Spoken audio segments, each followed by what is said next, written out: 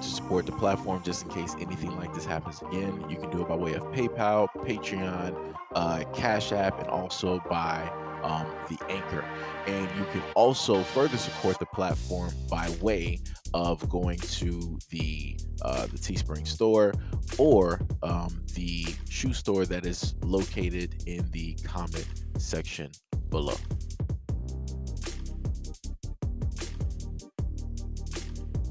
A campus police officer at the University of Massachusetts Dartmouth resigned in the midst of an investigation into harassment allegations against him back in 2010.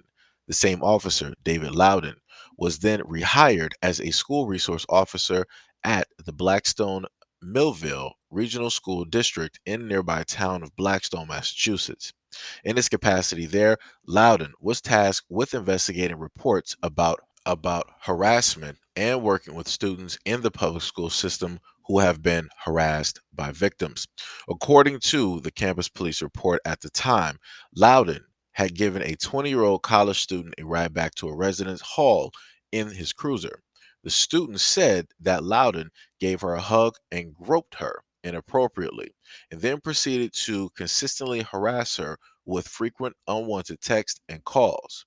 Loudon resigned during the investigation into this behavior. Blackstone Town Administrator Dory Faccio stated that she didn't know about the allegations against Loudon while he was at the UMass Dartmouth until the outlet had contacted her after UBUR provided further evidence of Loudon's misconduct in his previous job, source officer, but has stayed on as the town's police force. The police department's website continues to list him as an investigator who handles harassment claims and reports.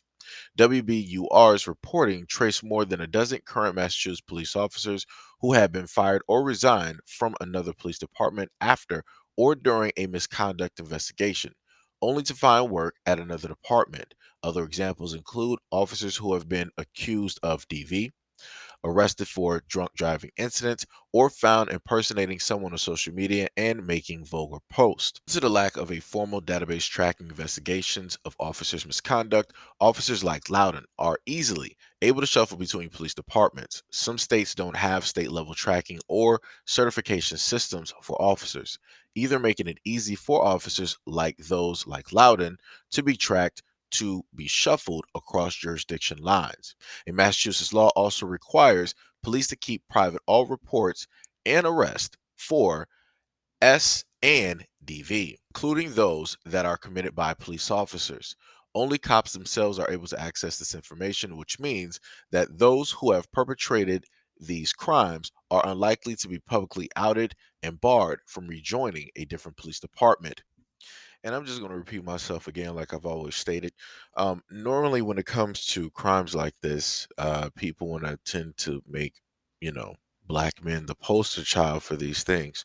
But here you have in this town, in this state, right, where the population of, black people really isn't that high. I'm pretty sure the overwhelming majority of the police force look one color, and it's not black. And yet I continuously hear people stating that, you have black men committing so much and doing so much directly to their own, and that they don't protect their own at all. But here you have police, and here you have an article stating that the police that commit a lot of these crimes, right, that are either DV or just V or other types of crimes, right, and these are against women, these guys don't get prosecuted. They don't lose their job. They just get shuffled around, and they still end up being cops in some shape, way, or form. It doesn't matter if they're working at a school, maybe at a grocery store, maybe at a college, anywhere, right? Anywhere where law enforcement and order is needed, they will be there. And they're still able to be there because nobody publicly can look at their files and find out that, yo, this person should not be around women at all. Like I said, it's baffling and it's 100% crazy how things like this are able to take place. But then again, I know how things are able to take place like this because there is a system that is created in order to specifically protect their own, in order to protect men from their community who do things just like this, right? You have enablers. This is why there are certain statistics out here about cops, but yet people don't want to pay attention and listen to those statistics while they're going around screaming "back the blue," "thin blue line," and all this other type of stuff. Like I said before, people got to pay attention, and that's another thing too.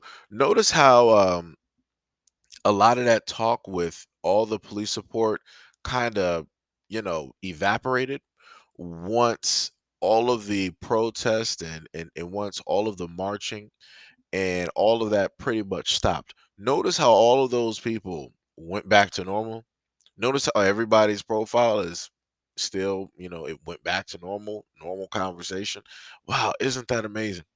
Isn't that amazing? It almost seems as though that these things only pop up whenever it is that black people are going through something, having some problems, and when they want to shine a light directly on something.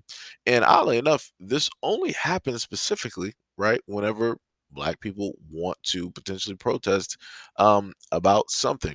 People want to tend to bring these things up in order to deflect away from the topic and or the conversation or to switch the narrative. But back to what I was stating earlier, there's a lot of individuals out here who want to state that black men are the main ones, the only ones out of the whole planet that doesn't care about their women and children, does not protect, don't do anything. But yet, here was a story about the number one heroes, right? Out of the whole country who are here to protect and serve, who risk their lives every single day, and a overwhelming majority have files directly on them that tell you the types of crimes that they committed. So, what I'm basically telling you is that you have criminals trying to capture other criminals. How does that even make sense? How does that even make sense? Shouldn't these criminals be arrested and put with the rest of the criminals? Shouldn't something be in place to clean up the police force and those who are out there that have files that state that they have committed some horrendous things against women? Where are all of the women that are normally outspoken against these types of things taking place? Were all of those platforms to specifically talk about those officers and to out those officers who commit such crimes against women.